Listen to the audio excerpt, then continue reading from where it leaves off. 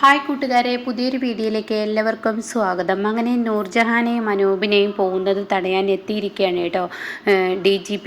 അങ്ങനെ അയാളും അബൂബക്കറും കൂടി ഒരു പരിപാടി ചെയ്യുമ്പോൾ ഉടൻ തന്നെ ഷാലിനിയും വിഷ്ണുവും അവരെ രക്ഷക്കായി എത്തിയിരിക്കുന്നു കേട്ടോ.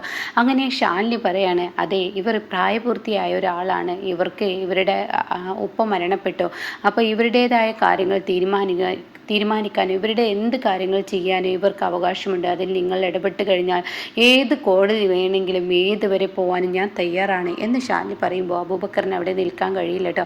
അബൂബക്കറല്ല, ഈ DGP ഹമീദ് ഉണ്ടല്ലോ, അയാൾ അവിടെ ഓട്ടോ ഓടുമ്പോൾ അബൂബക്കർ, ഏടോ ഹമീദ്, അവളെ ഞാൻ പിടിച്ച് എൻ്റെ വണ്ടിയിലോട്ട് ഇട്ട് തരാടോ, താൻ പോവല്ലടോ എന്നൊക്കെ പറയുമ്പോൾ താൻ വണ്ടിയിലോട്ട് കയറി എന്നിട്ട് എൻ്റെ പിറകെ വാ എന്നും പറഞ്ഞു പോകുന്നു കേട്ടോ. എന്നാൽ ഇവിടെ ബാക്കിയുള്ള SIമാർ നിൽക്കുന്നുണ്ടല്ലോ. അപ്പോൾ വിഷ്ണു ചോദിക്കുകയാണ്, ബാക്കിയുള്ള ഏമാമാർക്ക് പോകാൻ ഇനി എന്ത് മറുപടിയാണാവോ തരേണ്ടത്. അപ്പോൾ അവരും അവിടെ നിന്ന് ഓടുന്നു കേട്ടോ. പിന്നീടാണെങ്കിലോ നൂർജഹാനോടും അനൂപിനോടും വിഷ്ണുവും ഷാലിനിയും പറയാൻ, നിങ്ങൾ സമാധാനത്തോടു കൂടി പോയിക്കോളൂ, ഇനി നിങ്ങളെ ദ്രോഹിക്കാൻ ആരും വരില്ല, ഞാൻ ഉണ്ടാവും എന്നുള്ള വാക്ക് ഷാലിനി കൊടുക്കുന്നു കേട്ടോ. പിന്നീട് സത്യഭാമയാണ്, കലക്ടർ മുറ്റത്ത് സത്യഭാമ എത്തിയിരിക്കുകയാണ്. ജോൺ മാത്യുവിൻ്റെ വാക്കുകൾ കേട്ട് കലക്ടർ ഓഫീസിൽ സത്യഭാമ പലഹാരങ്ങൾ വിൽക്കാൻ എത്തിയിരിക്കുകയാണ്.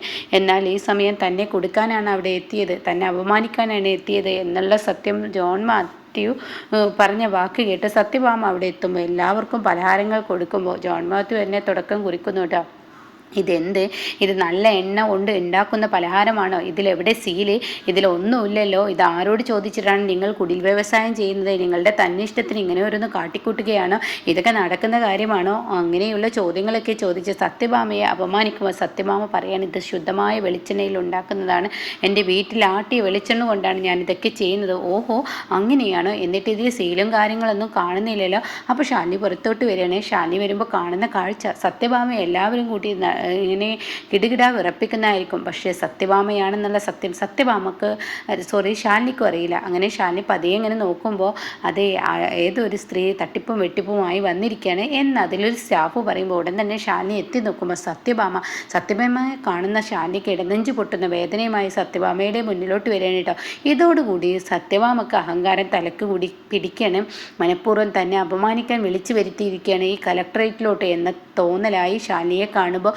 അങ്ങനെ ഷാലിനി പറയുന്നുണ്ട്, എന്താ നിങ്ങൾ ഈ കാട്ടുന്നത്? നിങ്ങൾ എന്ത് പ്രവൃത്തിയാണ് ഷാലിനിയല്ല, മറ്റുള്ളവർ പറയുന്നുണ്ട്, നിങ്ങൾ എന്ത് പ്രവൃത്തിയാണ് ഈ ചെയ്യുന്നത്? ഒരു കുടിൽ വ്യവസായം ചെയ്യുകയാണെങ്കിൽ അതിൻ്റേതായ നിയമങ്ങൾ അറിയണം. ഇതിലൊന്നുമില്ല, മറ്റുള്ളവരെ തട്ടിക്കാനും വെട്ടിക്കാനും വന്നിരിക്കുകയാണ്. ഫുഡ് പോയ്സ് എന്താ നിങ്ങൾക്കറിയോ?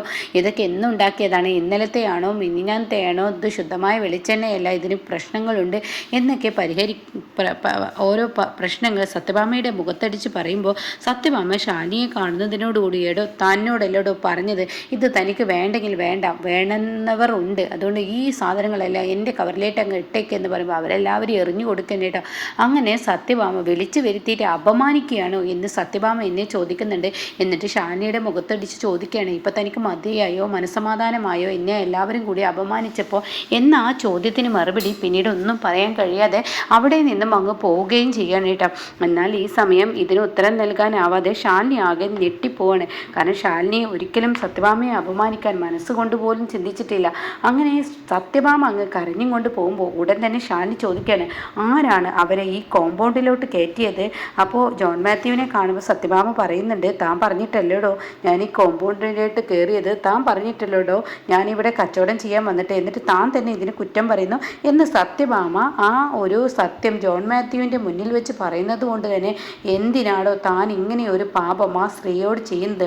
അത് എങ്ങനെയെങ്കിലും ജീവിച്ച് പോയിക്കോട്ടെ എന്ന് കരുതിയ പോലെ അവരെ അപമാനിക്കാനാണെങ്കിൽ താൻ കച്ചവടമുണ്ടെന്ന് പറഞ്ഞ് താൻ എന്തിനാ ആ സ്ത്രീയെ, പാവം പിടിച്ച സ്ത്രീയെ ഇങ്ങോട്ടേക്ക് കയറ്റിയത്? ഒന്നല്ലെങ്കിൽ തനിക്ക് അമ്മയില്ലടോ? അത് കേൾക്കുന്ന ഷാലിനിയോട് ചോദിക്കുകയാണ്, ഇതെന്താ താങ്കളുടെ അമ്മയാണോ? ഇതെന്താ താങ്കൾ ഇങ്ങനെ സംസാരിക്കുന്നത് എന്ന് കലക്ടറോട് മാഡത്തിനോട് ഇങ്ങനെ ചോദിക്കുമ്പോൾ ഉടൻ തന്നെ ഷാലിനി പറയാണ്, എടാ എൻ്റെ ആരോ എന്നായിക്കോട്ടെ, പക്ഷെ ഒരു അമ്മയുടെ സ്ഥാനത്തിരിക്കുന്ന ഒരു സ്ത്രീയെ അപമാനിച്ച് വിടുമ്പോൾ തനിക്ക് എന്ത് സുഖമാടോ, എന്ത് ആനന്ദമാടോ അതിൽ നിന്നും കിട്ടുന്നത്? തനിക്കില്ലടോ ഒരു അമ്മ. അതിനിങ്ങനെ അമ്മയുടെ വില തനിക്കറിയില്ല.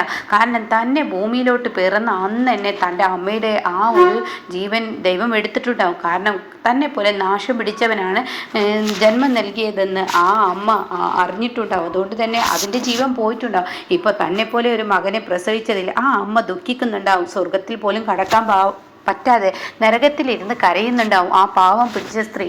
അതിനെങ്ങനെ തൻ്റെ പോലെ ഒരു മകനെ പ്രസവിച്ചതാണ്. ഇങ്ങനെയുള്ള പാപങ്ങളൊക്കെ ചെയ്തു കൂട്ടുമ്പോൾ ഓരോ ശാപങ്ങൾ തൻ്റെ തലക്കടിയുന്നത് താൻ ശ്രദ്ധിക്കണടോ. താൻ എന്ത് നെറികാടാണടോ താൻ ഇങ്ങനെ കാട്ടിക്കൂട്ടുന്നത്. ഇതുകൊണ്ടൊക്കെ തനിക്ക് എന്ത് നേട്ടമാണോ ഉണ്ടാവുന്നത്?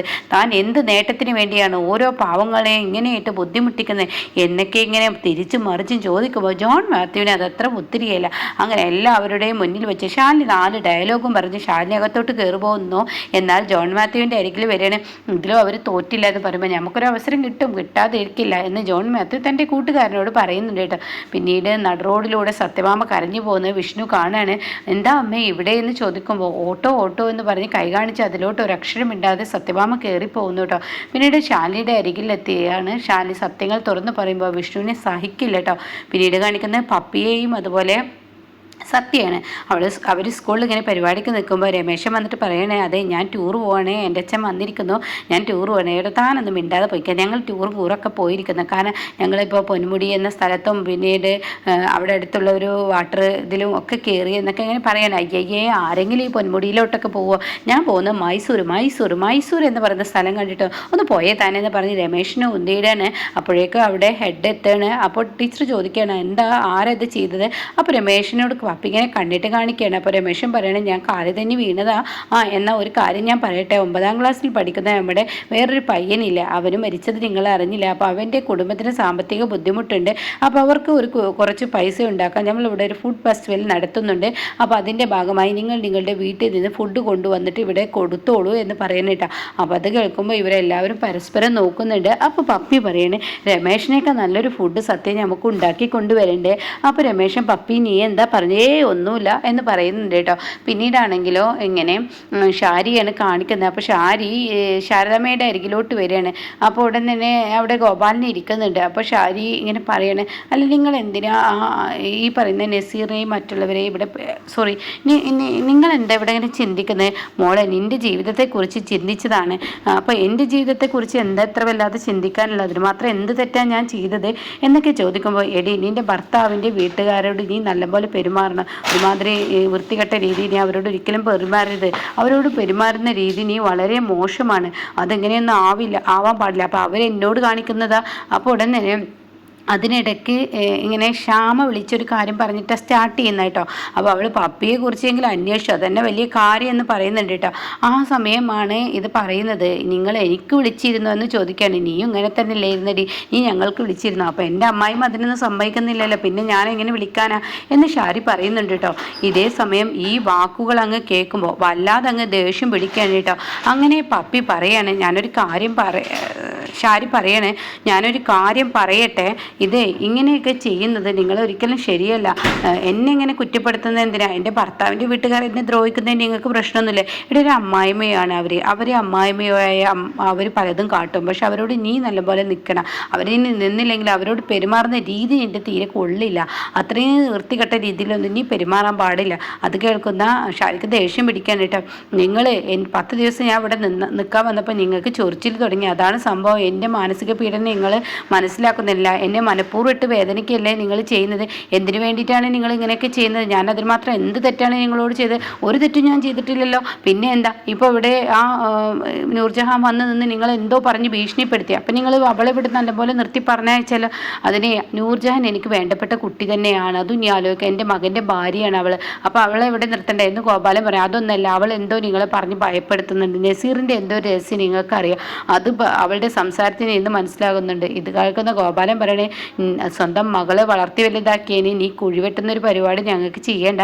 ഇനി ഞാൻ ഇവിടെ നിന്നാൽ ശരിയാവില്ല. നസീറിനെ കാണാതായത് ഞങ്ങളുടെ ഉത്തരവാദിത്തമല്ല. ഒരു കാര്യം ഞാൻ നിന്നോട് പറഞ്ഞേക്കാം, സ്വന്തം അച്ഛനെയും അമ്മയെയും കുഴിവെട്ടാനാണ് പരിപാടിയെങ്കിൽ ഞങ്ങൾ ഞങ്ങളുടേതായ വഴി നോക്കും. ഞങ്ങൾ മരണമില്ലാതെ ഞങ്ങൾക്ക് വേറെ ഒന്നും തിരഞ്ഞെടുക്കാനില്ല. പിന്നെ നിന്നെ ഉപദേശിച്ച് നേരാക്കുന്നത് നീ നന്നാവാൻ വേണ്ടിയാണ്, ഒരിക്കലും നിന്നെ ഉപദ്രവിക്കാനില്ല. അത് നീ മനസ്സിലാക്കണം എന്നുള്ള വാക്കുകളൊക്കെ എങ്ങനെ പറയാൻ കേട്ടോ. അപ്പോൾ ഇത് കേൾക്കുന്നതിനോടുകൂടി ഗോപാല അവിടെ നിന്ന് ഇറങ്ങി പോകുമ്പോൾ ഇവിടെ തന്നെ ഷാരി ചോദിക്കുക, അതിന് മാത്രം തെറ്റായി ഞാനൊന്നും പറഞ്ഞില്ലല്ലോ.